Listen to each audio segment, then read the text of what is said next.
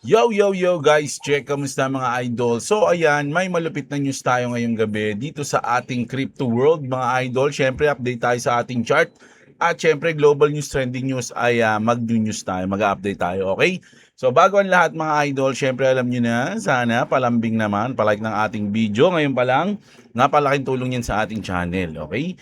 So ayan, subscribe sa mga di pa nakasubscribe and let's get it on mga lods. No? So sa chart muna natin mga idol, medyo okay ang nangyari kasi parang naka-recover. Dito gumagana yung 50% mga idol, no? So, dito bago mag 50% mga loads, ayan, sakto. Ayan, dito siya sa 50% nag-bounce mga loads. So, alam niyo naman yung 50% technique natin, mga loady. Ayan, sakto.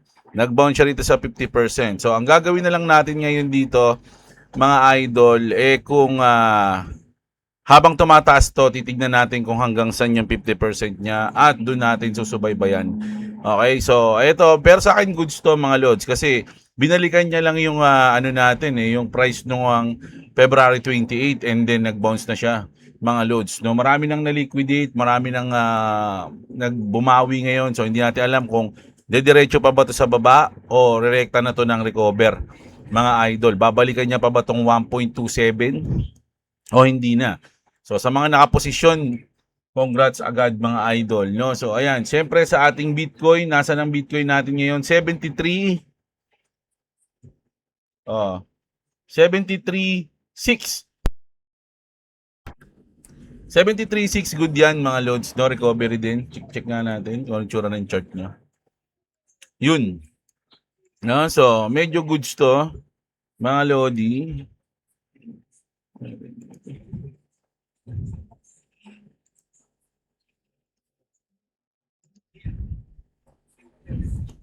So, titignan natin kung ano mangyayari dito sa 15 minutes time frame tayo.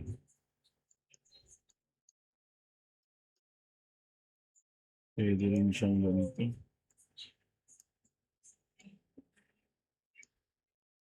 So, ayan, mga idol. Pero bear flag to pagka ganito.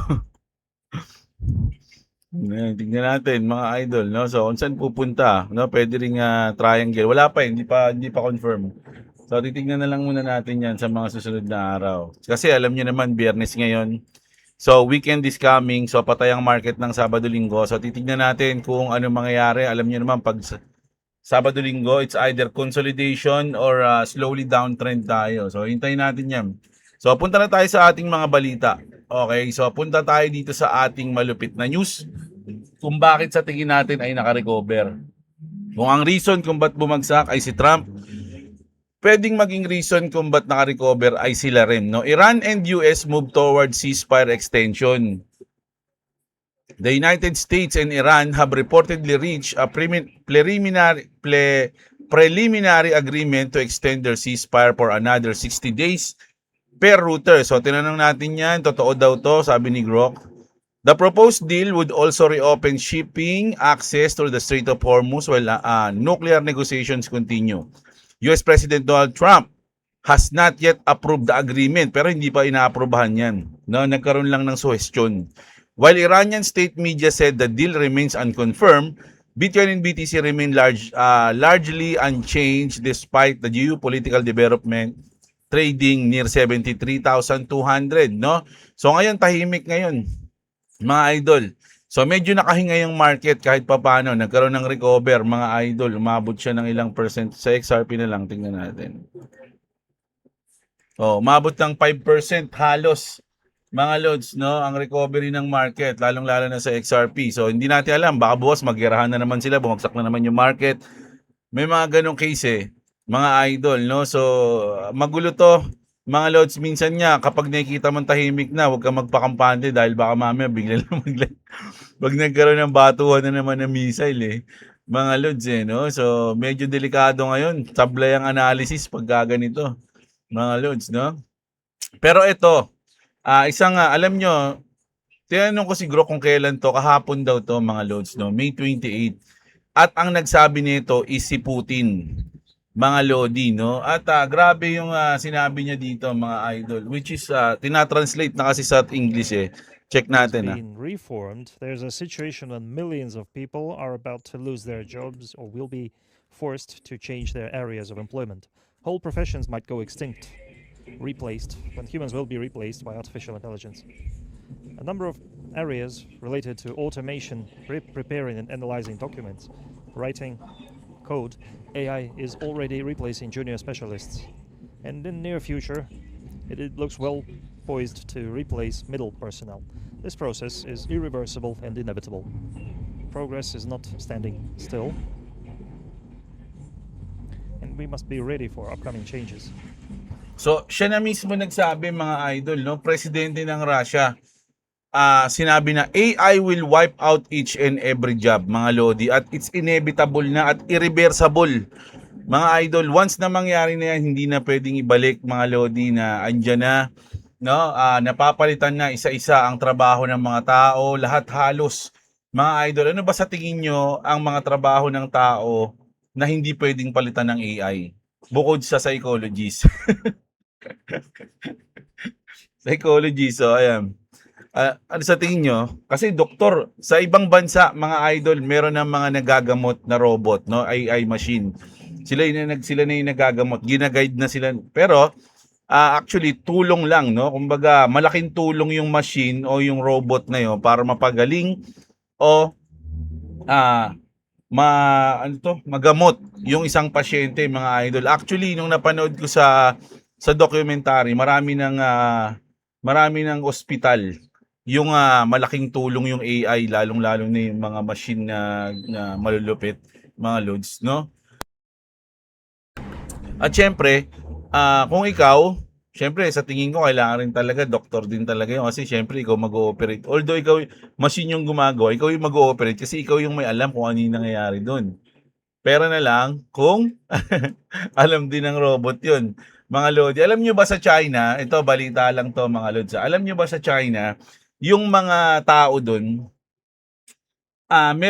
merong mga parang nire-record yung mga gawa nila, mga Lods, lalong-lalo na sa pabrika, merong mga, parang di ko alam kung may pinapasuot sa kanila o something na kailangang masubaybayan yung mga gawa nila. Alam mo yung ginagawa ng mga trabahador, minamali nila yung mga gawa nila para hindi sila magaya ng AI. Ganun yung ginagawa nila, mga idol, no? Sinasadya nilang maliin yung mga ginagawa nila para hindi ma-record ng AI at magaya sila at mapalitan sila. Ganun yung nangyayari ngayon sa China. So, ngayon mga Lods, kaya nga sabi ko nga sa inyo, merong isang app. Nakalimutan ko na binalita ko yung nakaraan eh. Merong isang app na ang gagawin mo lang, gawin mo lang yung mga gawaing bahay mo, tapos babayaran ka nung app na yon. Alam nyo ba yan? Kasi nire-record nung app na yon yung mga galaw mo kung paano mo gawin yung gawaing bahay para ipasa sa AI para mapalitan yung mga kasambahay. Ganun yung mga nangyayari ngayon, mga idol, no? So hindi malabo yung sinabi ni Putin, mga idol, na talagang mapapalitan na lahat, no? Wipe out na each and every job. Kaya nga ang tanong ko, nag-iisip ako ano kaya yung mga imposibleng palitan ng AI na trabaho, mga idol, bukod sa psychology nga, di ba? Ewan ko, syempre yung mga psychology pinag-aaralan din ng mga AI yan, malay nyo naman. Di ba? So grabe. Ano ba yung palabas na pinanood mo, Choy, yung sa kanya? Yung may robot, yung may nag-alaga ng ibon. May, ha? Kalimutan mo na yung pamagat. Yung robot, ayun, yung meron kasi na pangbata yun eh, pinanood ni Boy WhatsApp. Oo, na yung robot na yun, naligaw siya dun sa gubat. Tapos, ang kailangan niya, kumbaga, wala siyang idea kung ba't siya nandun. So, kailangan niya ng misyon. No? So, ilang taon siyang nakatambay doon, inaral. Ayun, no, wild robot. Inaral niya yung salita ng mga hayop. Ang galing nun, mga lods. So, isipin niyo naintindihan niya yung mga hayop.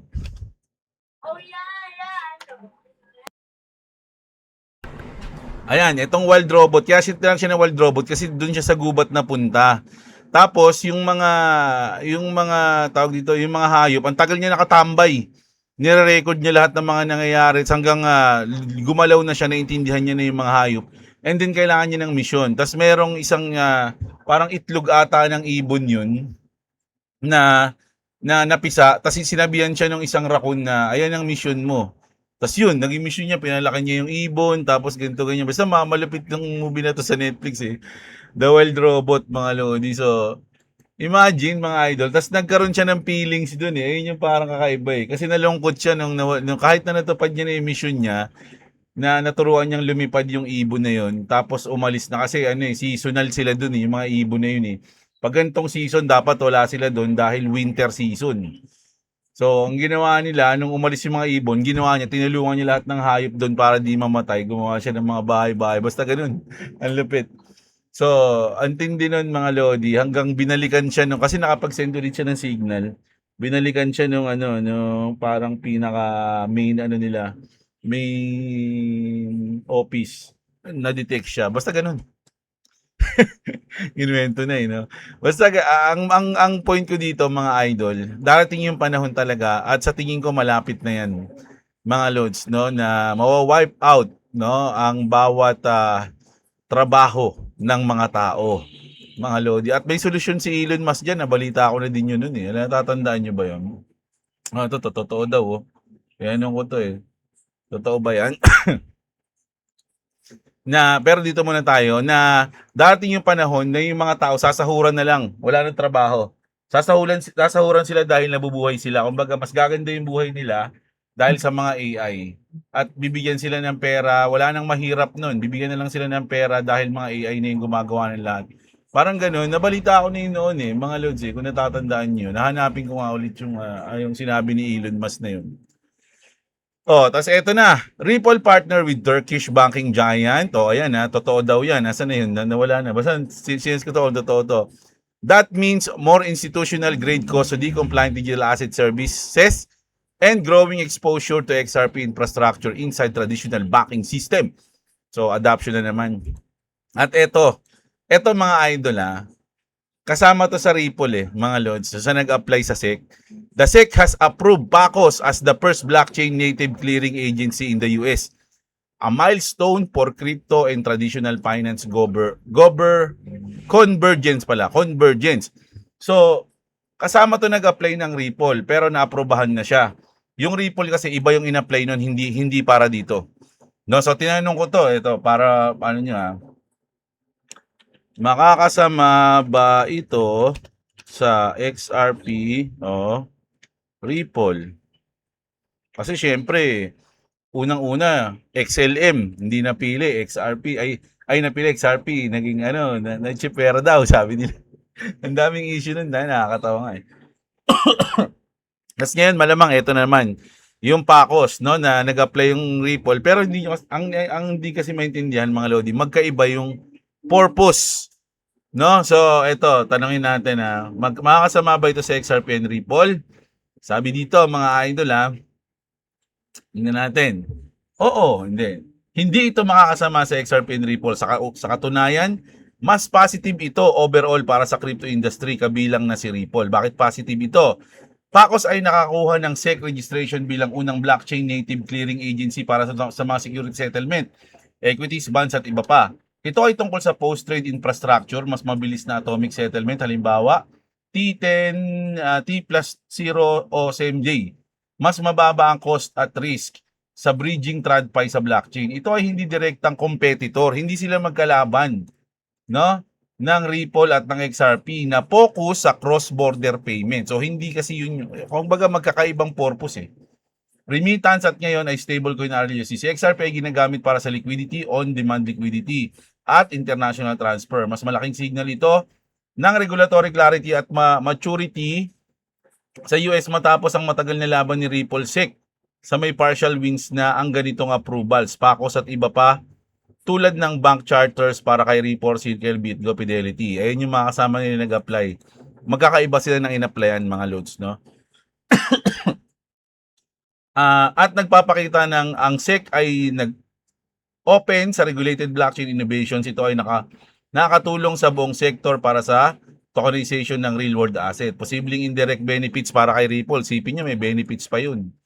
Tokenization boom kung saan mas maraming traditional asset ang mapupunta sa on-chain PACOS-like system. Mas kailangan ng efficient payment rails tulad ng XRP para sa settlement at liquidity. Ripple at PACOS ay parehong nakikita bilang pioneer sa regulated crypto. Madalas silang nababanggit together sa news tungkol sa institutional adoption. Mas malaki sa market, mas malakas na market confidence sa US crypto equals bullish para sa XRP price at adoption. Lalo na pagkatapos ng SEC settlement at commodity classification rumors. Walang ebidensya na makakasama ito, walang overlap na nagiging threat. Ito ay expansion ng blockchain sa finance na pwedeng makatulong din kay Ripple kung may bagong development sa Ripple, no? Mas lalong magkaka-synergy. So, goods na goods to, mga idol, no? Hindi siya bad. Hindi porket siya na-aprobahan, bad na sa Ripple at XRP. No? Ang daming ganun eh.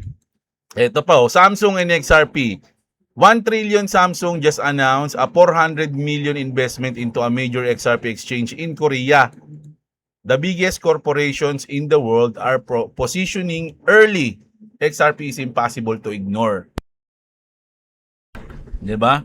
So, syempre, isasabi wala pa rin kahit na baba pa rin eh. Tama naman, mababa naman talaga. Mga idol, nauna pa yung XLM, no? Kaya nga sabi dito, mga Lodi, ayan no, na ito yung chart ng XRP, yung blue, at ito naman yung XLM. Tama ba? Ayan, umangat na nga yung XLM mo. Tama ba yun? Tama ba yung sinabi? In this chart, red is XLM. So, ito nga yung XLM. Blue is XRP. XRP's little brother, XLM, which I covered in the XRP Fakecoin Series 2, sabi niya, it's been doing well since the DTC article, right? Sabi niya. But did you know, as a good little brother, XLM has always paved the way first before its big brother XRP stepped in, sabi niya. Right before XRP skyrocket, XLM took off first. Right now, XLM is going absolutely wild and skyrocketing. So what's next? XLM to $4 and XRP to $25. Second quarter this year. Sa price, wala akong masabi dyan, hindi ko sinasangayunan lahat ng mga price prediction. Pero naniniwala ako na mauuna yung mga iba, no? So sana naisip natin, dapat dun muna tayo sa mga nauna bago tayo alam niyo mga idol, kaya ako medyo bias sa XRP kasi ni-research ko yung XRP. Alam nyo, nagtatanong din ako mga idol. Marami rin akong katanungan na dapat ganito na yung XRP, dapat ganito na siya. Pero may mga, at the back of my mind, Anis, naiintindihan ko rin kung bakit hindi pa siya tumataas.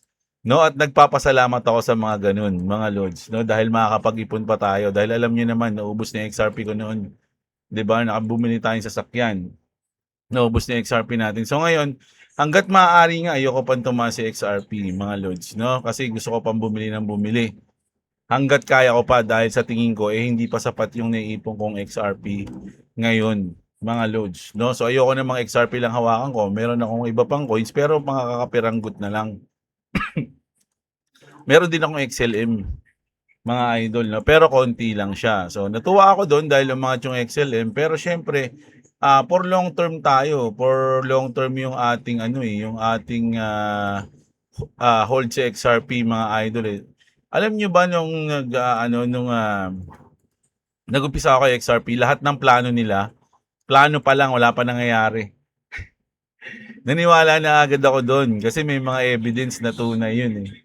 Ngayon, isa-isa nang nangyayari yung mga plano nila, mga lodi. Unti-unti na silang nagtatagumpay sa mga dati is parang pangarap lang na mangyari. Ang pagkakaiba lang ngayon, although nangyayari yung mga dapat mangyari na plano nila noon, na nangyayari ngayon, hindi tumataas yung price. Ayun lang yung parang pinaka, negative eh. Although nangyayari yung mga plano nila dati na ngayon kumbaga dati plano pa lang, pero ngayon nangyayari na tulad ng ETF, dati plano pa lang, pangarap lang magkaroon ng ETF eh. 'Di ba? Tapos yung manalo sa SEC, dati wala, pangarap lang din 'yun. So ngayon nangyari na 'yun, nagkaroon na ng ETF, nanalo na sa SEC. Pero yung price, ayun yung parang nagiging parang doon yung parang isipin mo na negative part kasi bakit hindi pa siya umaangat. Ganun 'yun, no? So pero kung titignan mo, kasi marami akong binabasa lalo na sa mga idol natin na isa sa mga dahilan kung kumbaga isa sa mga ginamit ko sa research ko, marami rin ako mga taong sinusubaybayan na XRP Army. Tas talagang hindi sila yung, ewan ko ba, kasi kung titignan mo yung mga XRP content creator, mapapansin mo yung mga tunay na XRP content creator, hindi sila tumitingin sa price mga lods eh. Tumitingin sila sa balita, natutuwa sila, ang ganda ng news, ang ganda ng ganito. Yung price hindi nila pinapansin. So ayun yung mga, plus meron ka rin makikita ng mga content creator na sobrang hype na ganito, ganyan. So, tataas ng $1,000, ganyan, ganyan. Yun yung mga ganun yung mga hindi ko na pinapanood. Mga idol, doon na ako sa mga talagang facts, no? Yung natutuwa sila sa news, tapos ikukwento pa, ganito pa yung mangyayari. Kumbaga sinasabi nila na pwedeng mangyari yung ganito, if ever na ganyan. Kumbaga marami yung mga natutuwa ako sa ganun. Gusto ko maging ganun. Kaya ayoko tumingin sa price eh. Mga idol, kasi sabi ko nga sa inyo, for long term naman tayo. Di ba? So, ayun yung inaano ko ngayon. Kaya naiintindihan ko yung iba kasi ganun din ako, iniinis din ako, ba't ang tagal umangat. Pero tinanong ko rin yung sarili ko noon eh. Gusto ko na bang umangat? Parang ganun. Ayaw mo na bang bumili? Ayaw mo nang magdagdag? Ganun yung tanong ko. Ayaw mo sa sarili ko. Ayaw mo na magdagdag. Kasi pag umangat yan na yan, makapagdagdag ka. Kaya lang, onti na lang. Kasi nga, mahal na yung price. Milyonaryo ka na ba? Hindi pa naman. So, mas magandang magdagdag ka sa mga ganitong price lang. Di ba? Kaysa sa mataas na price. So, ayun yung ano ko eh. Ayun yung thoughts ko mga lods. Marami nagpi-PM sa akin eh, mga lodi. Nahanapan ako ng reason. No? Actually, mga idol, wala talaga akong pwedeng sabihin sa inyo. Na totoo lang, kung ba't bumabagsak yung XRP. Pero isa lang masabi ko, pag pumasa yung Clarity Act, for me, isa yun sa mga catalyst, no? Na magpapaangat sa XRP. Hindi ko na i-hype yun. Hindi ko na sabihin na pag umangat yan, ay pag napasa yan, naangat ng mga 3 digit, 4 digit, di na ako ganun mga lods. No? Ang sasabihin ko na lang sa inyo, once na pumasa yung Clarity Act, magkakaroon ng malaking effect yan sa market, lalong hindi lang sa XRP, no, sa lahat. Okay? So, ayun yung hinihintay natin. So, sana mapasa na yun. Okay, so maiksi lang yung news natin ngayong gabi, mga idol, no? Kasi medyo may lakad ako ngayon. Pero tinry muna natin mag-update sa inyo mga lods. No? So ayan, sana enjoy nyo kahit maiksi lang yung news natin. Palike pa rin ang video mga idol. Sana huwag kayo malungkot. Sige na, parang palambing naman. Like lang ng video. At syempre sa mga hindi pa nakasubscribe, subscribe kayo sa channel natin. Okay? So ayun lang. Maraming salamat sa mga nanood, mga idol. Magandang araw sa inyo, mga kapatid. No? At What's up? What's up? Yeah. Thank God I came in time, but he's speedrun.